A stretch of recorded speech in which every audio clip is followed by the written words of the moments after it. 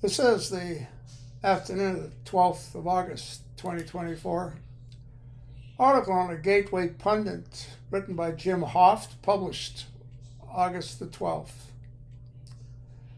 Title: Tim Waltz, former chaplain, blasts him for quitting National Guard before critical deployment in Iraq.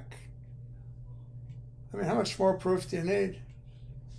In a scathing critique, veterans and former comrades have lambasted Minnesota Governor Tim Waltz for banning his National Guard unit just before a critical deployment to Iraq.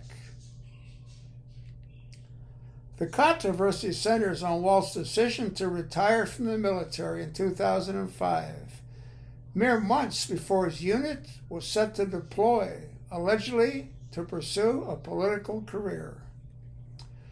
Retired Captain Corey Butness, who served as the chaplain for the 1st Battalion, 125th Field Artillery, where Waltz was Command Sergeant Major, did not mince words when speaking about the governor's departure.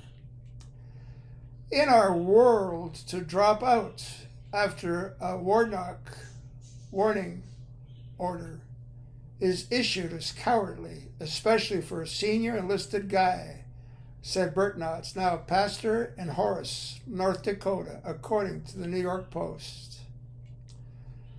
But for many of his former comrades, running for Congress is no excuse for leaving his troops in the lurch. Running for Congress is not an excuse, Burgess told bluntly. I stopped everything and went to war. I left my wife with 3 teenagers and a 6-year-old, and I was gone for 19 months. Barczyk added that Waltz's departure at such a critical time was irresponsible, especially given his 24-year tenure with the Army National Guard in Nebraska and Minnesota.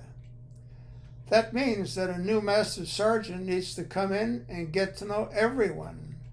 Their task is to keep everyone safe and healthy, the pastor continued.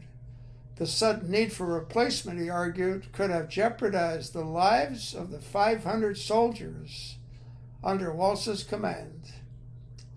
While Burczyk acknowledged that Waltz should receive the honors due to him for his 24 years of service, he expressed deep concerns about Waltz's commitment to the truth. The other allegations which the National Guard members and I have visited with believe it to be absolutely true make me believe we have yet another politician who has a very loose commitment to the truth, he said. On Sunday, Tim Waltz's former battalion commander came out swinging with a scathing post on Facebook. John Clove, who took over as lieutenant colonel of the Minnesota unit just months after Waltz abruptly left to run for Congress, wrote, "Feeling I need to say, I do not regret that Tim Waltz retired early from the Minnesota Army National Guard, did not complete the Sergeant Major Academy, broke his enlistment contract, or did not successfully complete any assignment as a Sergeant Major. Unwittingly, he got out of the way for better leadership. Thomas Burhart was the right leader at the right time. He sacrificed to answer the call, leaving his family, business, and farming partner brother to train, lead, and care for soldiers. He earned the privilege of being called Commander Sergeant Major. Like a great leader, he ran toward and not away from the guns. I have no opinion on Mr. Waltz's decision to leave service at the time he did. It was his right to retire early. I also have no criticism of his service as an E7 and E8 and MNARNG. By all accounts, and on the record, he was a competent chief of firing battery, gunnery sergeant, and first sergeant. I cannot say the same of his service sitting frocked in the CSM chair. He did not earn the rank or successfully complete any assignment as an E9.